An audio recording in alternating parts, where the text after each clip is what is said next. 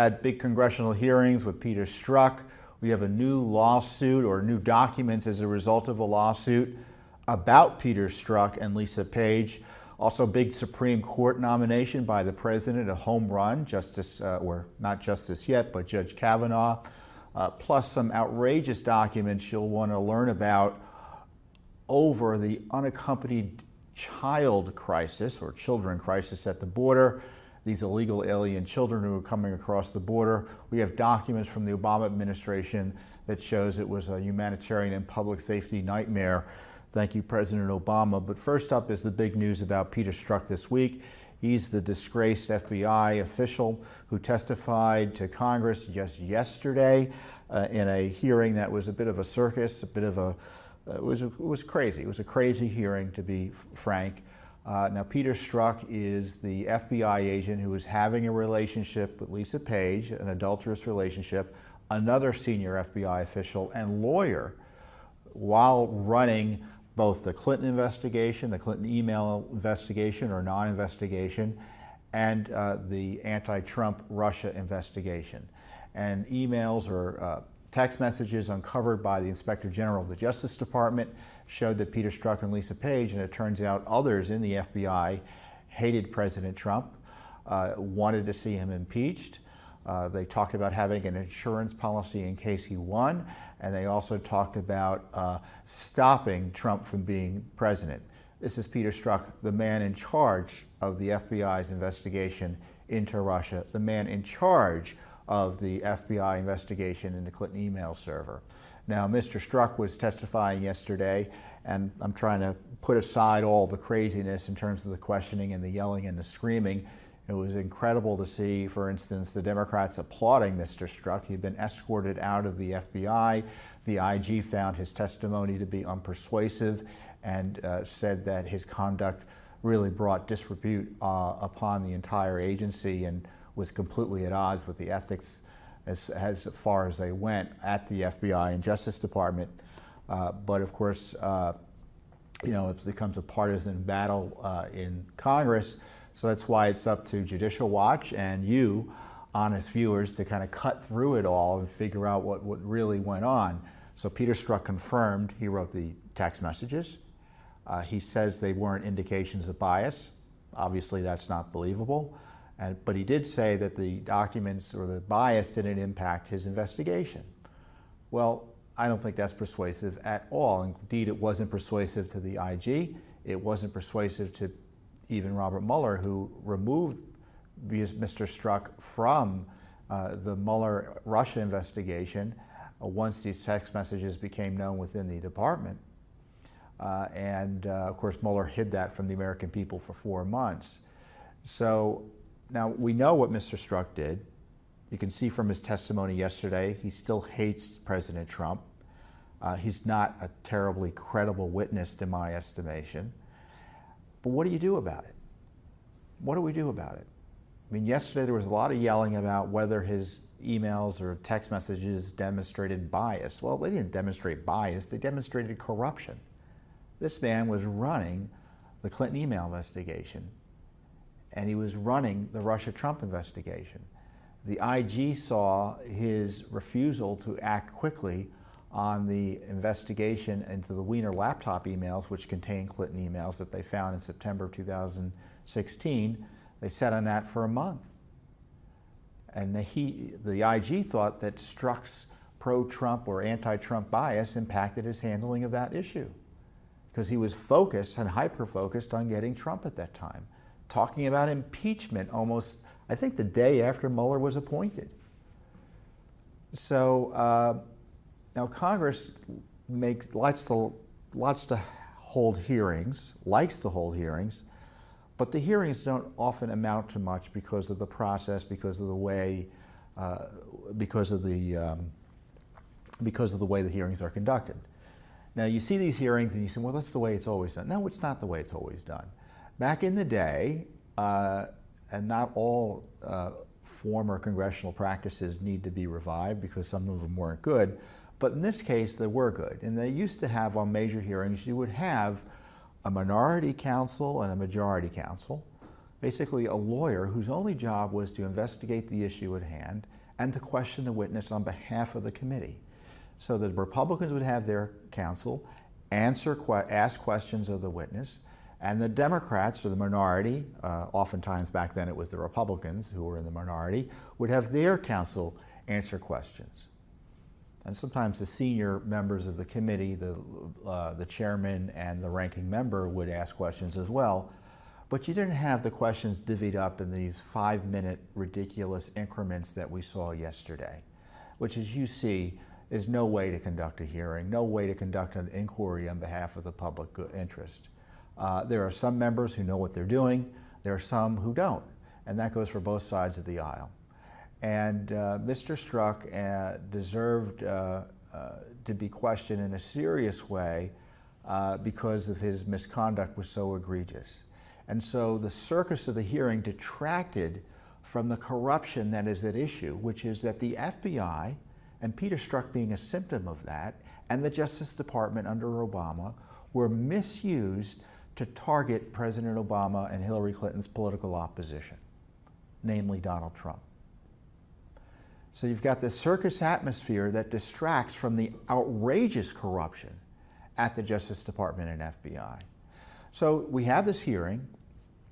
What was the goal of the hearing? I don't know what the goal of the hearing was. If I were running the hearing, I would think, well, okay, we already know he wrote the text messages. We already know from the pre-interview, they did a deposition of him, they questioned him beforehand behind closed doors, that he was going to say what he said, which is that you can't believe his text messages that talked about the investigation in a biased way, biased the investigation. So what do? Well, you tie the text messages to specific acts in the investigation that went either for or against his political targets or friends.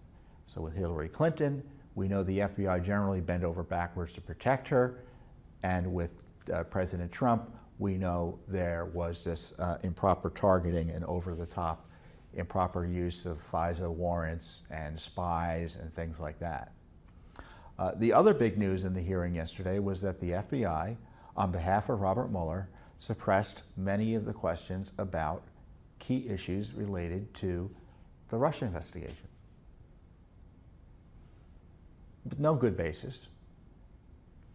So again, Robert Mueller and the FBI are protecting Strozk, protecting the Obama Justice Department, the Obama FBI, and all the attendant corruption targeting Trump. So that's the big news yesterday. And the other big news is that Mr. Mueller really didn't question Mr. Strozk, at least according to Mr. Strozk. When the text messages came out, he was just removed. Mueller never asked him anything about what was in them. So if I were Congress, I would bring Mr. Mueller in to testify. It's well past time that he testify about the way his operation is being run, about its corrupt formation, as evidenced by Peter Strzok's text messages with his girlfriend, Lisa Page, who supposedly is being deposed right now. I'd ask him about his budget. I'd ask him about his hires, demonstrating bias. Do you know that Mr. Mueller just hired 4 more lawyers, not one of whom was a registered Republican?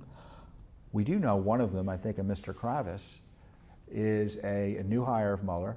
He worked was as a political appointee in the Obama White House counsel's office.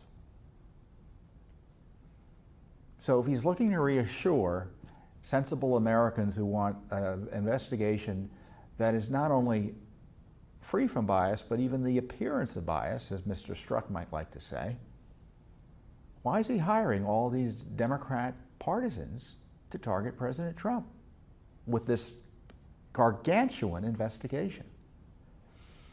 So Mr. Mueller needs to be brought in to testify. And then secondly, we learn further that about this this DNC Clinton dossier.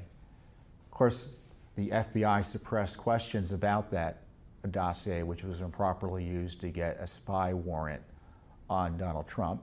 So there you've got the deep state FBI, Christopher Wray, the president's appointee at the FBI, who answers to Rod Rosenstein and Jeff Sessions, all covering up and protecting Mr. Strozk from having to answer questions about that corruption. But we learned that key elements of that dossier were funneled to Mr. Strozk from Bruce Orr, whose wife worked for Fusion GPS, Nellie Orr, which Judicial Watch has multiple lawsuits on, trying to get information about that, despite stonewalling from Congress, from the Justice Department and FBI. So talk about an inside job. You had this Democrat Clinton vendor, again, Fusion GPS, hired by Hillary Clinton, Democratic National Committee, to dig up dirt on Donald Trump. They worked with Russian intelligence sources and who knows who else to target Trump. And they laundered it into the FBI and DOJ, and we had confirmation that it was laundered through the spouse of one of the Fusion GPS employees. Talk about corruption. Why on earth is the Mueller operation allowed to continue in light of the nascent corruption that was behind the focus of its investigation? The very reason for being was to target Russia collusion between the Trump campaign, collusion between Trump and Russia. There's no evidence of that. The only evidence that's been generated has been corruptly generated and therefore can't be trusted. But this Justice Department allows the Mueller train to keep on going forward. And to be sure, the day after this hearing that confirmed the corruption in the formation of the Mueller operation, they had a press conference today over at the Justice Department announcing a new indictment. Another kind of glorified press release indictment. You know why it's a glorified press release? Because the indictment was against 12 members of the GRU, which is a shorthand for the military intelligence operation of the Soviet Union, or excuse me, of Russia.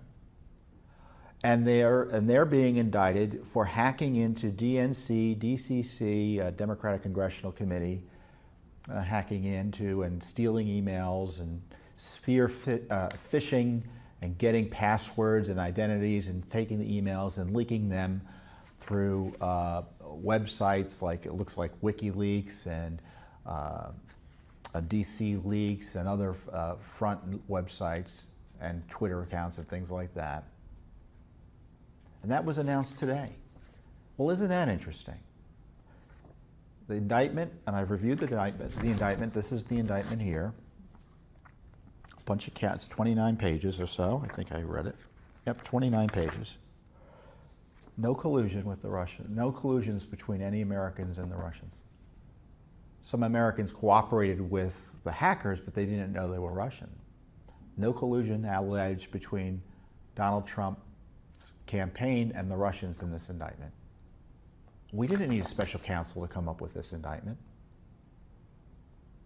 Indeed, Rod Rosenstein announced it. Why isn't Mueller announcing it? If Rod Rosenstein's announcing all these big indictments, maybe we don't need Mr. Robert Mueller at all. Of course, we don't need Mr. Mueller to be doing any of this. And of course, this is a glorified press release. You know why it's a glorified press release? Because the allegations in here, well, it's actually worse than a press release. Because I know when Judicial Watch puts its press release out on documents, we attach the documents so that people can see for themselves the truthfulness of the release. Now, I'm presuming the Justice Department and Mueller are telling the truth about these allegations, but it'll never be tested in court because they indicted 12 members of the Russian military intelligence operation who are never going to come to the United States and be tried. And if we were the FOIA information about this, and I encourage you to read the indictment because it's disturbing to see what the Russians were trying to do and were doing. It looks like they may have stole voter information. They were clearly messing around with the Democrats. They were also messing around with the Republicans. But no collusion. And if we were to FOIA, as I said, if FOIA for information about this, they would tell us you can't have any of it because either it's classified or the investigation's ongoing. It's an open criminal case. Well, it will remain open forever. Isn't that convenient? Because these guys they indicted will never be tried. So Mr. Rosenstein holds his press conference today announcing this, and rather than having a straightforward press conference, he makes snide comments and snarky comments about how they don't try cases in the media, on the internet, or in congressional hearings. So a gratuitous swipe at Congress and at those Americans who have concerns about the way the Mueller operation is running, its transparency, its ethics, and its targeting. And to me, this is just another desperate gambit by the Justice Department and Mr. Mueller to demonstrate their usefulness and relevance. But don't buy it. We don't need a special counsel to issue press releases / indictments, because this could have been done by the Justice Department if they wanted to. It didn't involve Trump.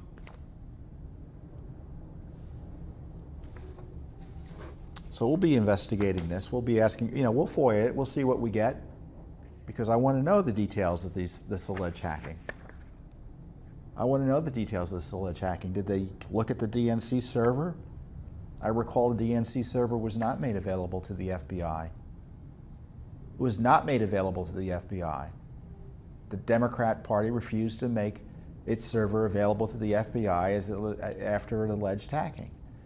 They had their own vendor look at it, and the FBI relied allegedly on the Democrats' vendor to describe the hacking that took place at the DNC or Democrat Party headquarters servers. How did that work? We have a FOIA about that too, don't worry. So again, so Judicial Watch, we watched the hearing yesterday. I suffered through a good part of it. And what is the follow-up? What are they going to do about Mr. Strozk? Now, the fact that Mr. Strozk testified tells you something.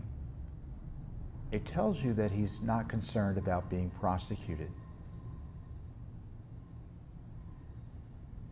Or it tells me that he's got a bad lawyer, and I don't think he has a bad lawyer.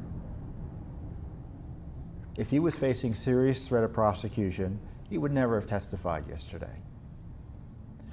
So Congress isn't going to do any follow-up, because there are many things Congress can do. There's been talk. Lisa Page had refused to respond to a subpoena, so they negotiated with her, and she's being deposed today. Isn't that nice? But when you become, it used to be, and as I described earlier to you, Congress can hold you in contempt, obviously. They currently outsource the enforcement of that contempt to Congress, to the Justice Department, which doesn't want to do it. They didn't want to do it against Lois Lerner. They didn't want to do it against Eric Holder. So Congress had to go to the courts separately and try to do some sort of civil contempt against Holder. That didn't really work out that well. I think they're still fighting it. Lois Lerner, criminal contempt, they never pursued it. But Congress has the power under our Constitution to jail people who are in contempt of Congress. So that's an option. And of course, they've got the ultimate power under our Constitution, because there's not a dollar that falls from the sky here in Washington without the approval of Congress. So if they don't like what Mr. Strozk has done, defund his position. If they don't like what the Justice Department is doing with the FBI documents and DOJ documents on the FISAs and the Spygate documents and things like that, defund parts of the FBI and Justice Department. So Congress is right to complain when the executive branch shows contempt for its rights under the Constitution, but you need to vindicate those rights if you're going to be taken seriously by the American people. And so that's something we've been pushing.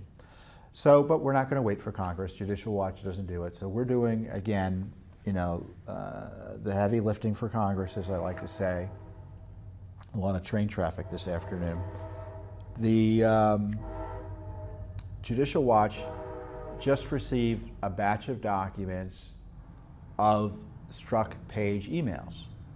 So Congress isn't able to get all of these documents. So Judicial Watch goes to the court, and we ask for the documents, and we sued because we were given the stonewall. So we sued for Strozk Page communications, emails, text messages, and we're finally getting them. So these are documents that Congress, as best I can tell, hasn't received yet. but Judicial Watch is able to receive because we're willing to go to court and fight for them in court. And the documents, the current set of emails they just gave us, I think it was only 87 pages. There are 13,000 pages supposedly they're reviewing, but they want to review, give them to us in dribs and drabs, and they want to take up to 2 years to give them to us. Talk about contempt for transparency and the people's right to know. That's your FBI and Justice Department.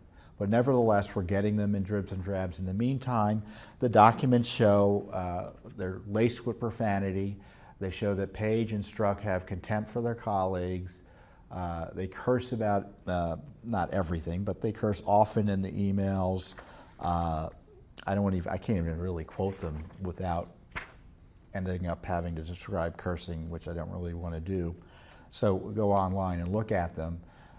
But they also demonstrate that Strozk also hates the New York office of the FBI. Now that was the office that found the, interestingly later, after the email was sent, the Mueller laptop documents. Remember, emails from Hillary Clinton's email server ended up on Anthony Weiner's laptop. Anthony Weiner married to who? Huma Abedin, Hillary Clinton's top aide. And Judicial Watch received the documents that were found, more or less. We didn't get the classified information, but we confirmed the classified material that was on there. And the only reason that we found out anything about that, I'm convinced, and the IG confirms this in part, is because the New York office was screaming about the lack of action by Peter Strozk. And you can tell that if you weren't in headquarters, if you weren't part of the Comey gang, which Peter Strozk was a part of, they had contempt for you. And so the Russia investigation, the Clinton email investigation was closely held and run by the top level officials in the FBI, which immediately tells you that it was corrupted, because that's not the way investigations are supposed to be run. And we now know that Peter Strozk and his gang hated Trump and loved Hillary Clinton, and it helps explain in part why the investigations turned out the way they have been turning out.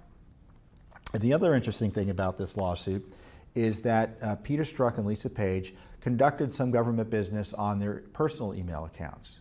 And we asked the Justice Department and FBI to ask them to preserve them. They said they would. They won't give us a copy of the letter. So we don't trust what's going on. So we've asked the court for a preservation order to confirm that no more government records are going to be destroyed, because that's a nasty habit. We remember Hillary Clinton, that some of these government officials have. And this FBI and this Justice Department are opposing our efforts to preserve the records of Peter Strozk and Lisa Page. So as you see all that corruption in Congress yesterday or this week during that hearing, you see those text messages, just so you know, at the same time, this FBI and Justice Department are stonewalling the release of more records about these two, Lisa Page and Peter Strozk, and also they're making it easier for them to destroy records that the American people have a right to see under the law. And again, it's not Congress in court fighting, it's not the media in court fighting, it's Judicial Watch in court fighting about these essential records about the worst corruption scandal in American history. The misuse of the FBI, DOJ, CIA, NSA, State Department, you name it, by the Obama administration to target then candidate Trump and now bring down President Trump through a politicized, improper, unconstitutional, out of control special counsel investigation. So, some good news this week was the announcement of President Trump's Supreme Court nominee. He nominated Judge Brett Kavanaugh, and Judge Kavanaugh is a judge here in the District of Columbia, the U.S. Court of Appeals here in the District of Columbia. The way it works is that there are appellate courts of appeal for various districts in the United States. The United States is divided into, I think, 11 or 12 districts. So one of the districts is the D.C. circuit here, which is one of the most important circuits other than the Supreme Court, because it handles so many government cases and big cases in that regard. Brett Kavanaugh has been on the court, I think, for 12 years now, so he's got quite an extensive record. I think Judge Kavanaugh is a home run of a pick. He is a constitutional conservative. He's got a demonstrated record of adhering to the U.S. Constitution, applying it as opposed to rewriting it and amending it, as liberal judicial activists like to do. Some conservatives are concerned he may not be as conservative as he ought to on pro-life and Obamacare. I just don't buy it. I attended a speech of his a few weeks, was it last year? I think it was last year, over at the Heritage Foundation, and I commend to you that speech. It was the Joseph Story lecture. And his speech, Judge Kavanaugh had described his approach to applying the law that will make those of you concerned about having politicians on the court so excited. Because his approach is, let's just follow the law, do what the Constitution tells us to do as judges, which is apply the law as written. And the speech shows that he would not only be a good constitutional judge or justice of the Supreme Court, the speech shows that he would be a leader and a reformer on the court in a positive way. And so I think Judge Kavanaugh's appointment will solidify a good majority for constitutional decision-making on the Supreme Court. So the only question is what's going to happen over the next few months. So I've talked a little bit about this in prior updates. The Democrats are making up every argument they can to try to shoot the Kavanaugh nomination down. And I don't want to answer and address all of them because at this point they don't have the votes. They don't have the votes. And one of the big issues the Democrats have is that, well, it's an election year. Well, it's one thing to have a two-term president at the end of his term of office nominate a Supreme Court judge, as President Obama attempted to do with Merrick Garland, and be told by the Senate, no, the American people are going to make the decision, as opposed to in a off-year election, a congressional election, delaying the nomination or consideration of a Supreme Court nomination just as an excuse, using the election as an excuse to delay it further. I think Judge Kagan was nominated, well, she wasn't a judge, Elena Kagan at the time was nominated by President Obama in 2010, which was also an election year, and she was confirmed. So there was no delay. So leftists are going to come up with smears, and there'll probably be threats of violence and some craziness because of this violent streak that the left is kind of stroking, unfortunately, within its ranks. But Judge Kavanaugh is likely to get confirmed. I can't think of a way that he wouldn't get confirmed. But if you have views as to whether he should be confirmed or not and how quickly he should be confirmed, because there's no good reason that he not be confirmed by October, which is when this new Supreme Court term begins. So in theory, if looking at the timing of prior Supreme Court nominations, they should take about 2 months plus 2 weeks to consider and vote on this nomination. So I encourage you, if you have any issues and want to share your views, call your senators. Let them know what you think about Judge Kavanaugh. I encourage you to learn more about him. I know him slightly from his kids attend the same school as my kids. He's a good man as far as I can tell, but that doesn't mean anything in terms of his judicial philosophy. There are lots of good people who don't share my views on the judiciary. But when you look at many of his key decisions, I think you'll be happy that he made the president's cut. And President Trump did the Constitution a solid by nominating Judge Kavanaugh, who, as I said, I think will be an historic figure on the court if he's approved. So some good news there.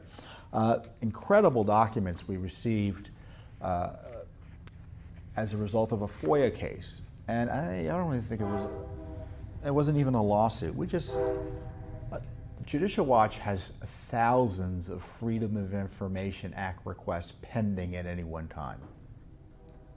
Now, we can't sue on them all, but we do get responses sometimes, even if we don't sue, simply because we've been around and we wait and we wait and we wait. And in this case, we asked back in 2014 for reports about this crisis created during the Obama administration of the unaccompanied alien children wave that came up in 2014, 15, and 16.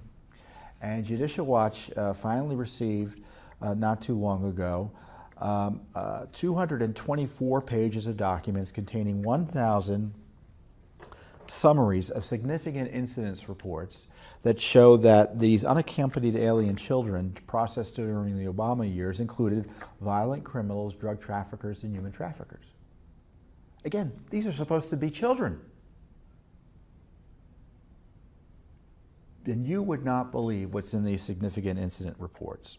And I encourage you to go to our website and look at the full release, look at all the reports that we uncovered. And so I can only give you a taste of them here, but I'm going to read a few of them here. A male UAC admitted he was forced to kill while working for the Gulf Cartel in Mexico. A male UAC, again, unaccompanied alien child, being cared for, reported he had been an MS-13 gang member for a year before coming to the U.S. So a gangbanger. A male UAC reported to staff he had been made to kill 3 people by a drug cartel. A UAC said in one facility in Oregon,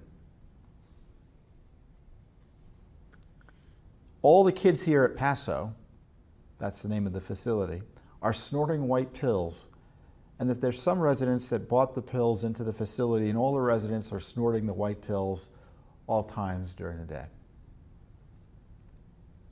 A female UAC in Florida attacked a staff member with a chair after being told to stop inappropriate behavior towards another female UAC. After being restrained, she threatened to stab someone with a knife she kept in her room. And the report concludes by saying, UAC will continue to work on identifying and implementing coping skills to manage her mood. Coping skills, that's what this person needed. A male UAC at a facility in Texas said he worked as a human smuggler, charging $6,000 to $8,000 per person. He crossed into the United States. Again, unaccompanied child worked as a human smuggler, charging $6,000 to $8,000 per person he smuggles across. Another female UAC was alleged by others to be the daughter of a coyote, a human smuggler, and reportedly was passing information to her father via telephone from the shelter. So the human traffickers had their people in the shelters reporting back to them about what was going on, because those of you who follow these issues know the human traffickers bring people up. So let's say a family member pays a trafficker to bring their child up into the United States. The traffickers either extort more money once they have custody of the person, threaten, rape, abuse the child, sometimes violently, in such a violent way where they're like sending back body parts in order to extort money from the family. Unbelievable activity. All encouraged as a result of open borders and an unsecured border. Because it wouldn't be happening if they couldn't get across the border, because you wouldn't have human trafficking like you have if the border was secure. More. Female UAC at a shelter in San Antonio attempted to molest another child, or UAC. The perp was redirected by staff. Female UAC in Texas, Conroe, Texas, she said she was repeatedly raped on her journey to the U.S., confirming our concerns. A male UAC admitted he was a human smuggler since the age of 13, 14 for 2 years. So this child evidently was 16 or 17, was paid $100 to $200 per person for everyone he crossed over.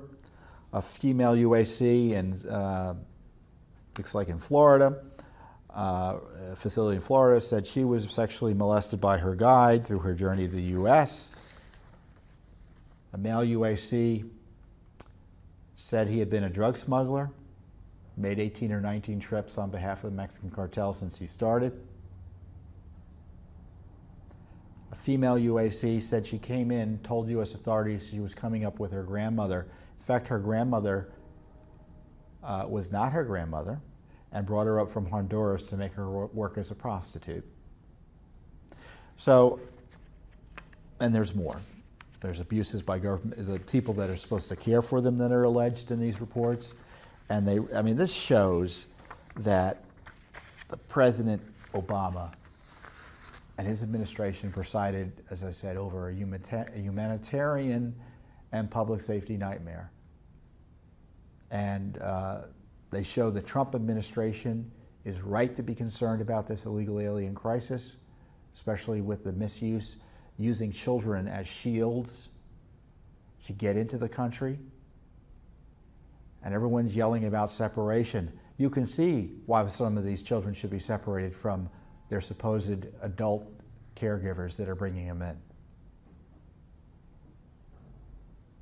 The Trump administration inherited a mess. They need to aggressively secure the border, as you know, and these documents show it. And this is what Judicial Watch does. We give you the truth about what's going on.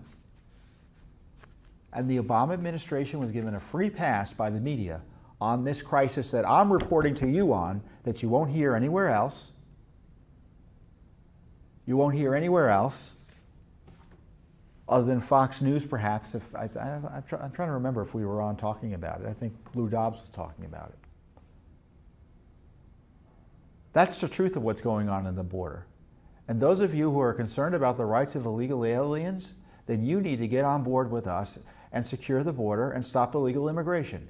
Because the illegal immigration is just a code word for human trafficking that leads to violence, exploitation, and life or death situations for those caught up in it.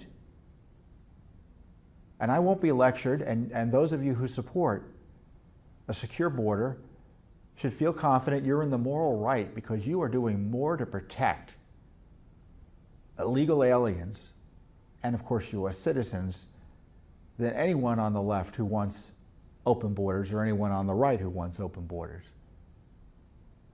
If you believe in protecting illegal aliens, then you want to secure the border, because it's a nightmare for them. Now, I know not all of them we all know not all of them are criminals and terrible people, but they should not be crossing the border illegally. And when that is allowed, that lawlessness is allowed, they are victimized and are subject to victimization because they don't have the protection of the law. They're involved in illegal activity, which is dangerous.